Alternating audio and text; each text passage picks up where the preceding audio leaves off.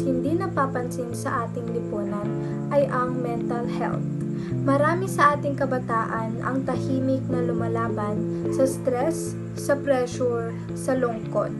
Araw-araw ngiti sa labas pero sugatan sa loob.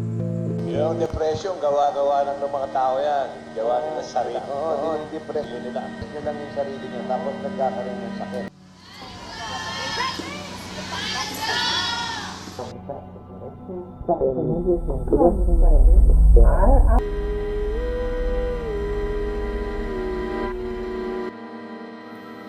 Every day you feel same place.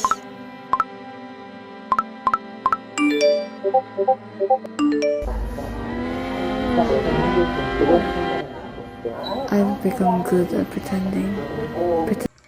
Ang daming dahilan, academic stress, expectation ng magulang, social media pressure, pero kadalasan, imbes na tulungan, sinasabihan lang ng tiisin mo na lang o arte lang yan.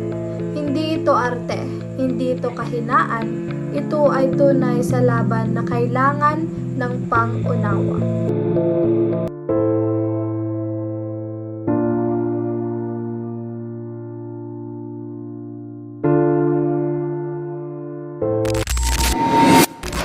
Marami sa atin ay tahimik na nakikipaglaban sa sarili nating mga problema. Hindi dahil sa ginusto ito, kundi dahil pakiramdam natin ito ay kailangan. Pinipili nating manahimik kahit ang puso'y sumisigaw ng tulong. Panahon na para baguhin ang pananaw. Kung may kakilala lang nahihirapan, makinig, hindi lang magsalita.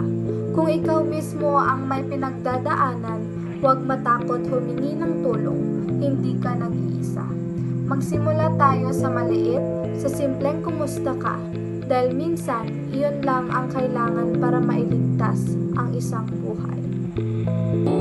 There are small ways to care for your mental health, like talking to a trusted friend or a family member, writing down your thoughts in a journal, and asking for professional support when needed. And sometimes, just being there for someone listening without judgment can make all the difference. We all have a role to play.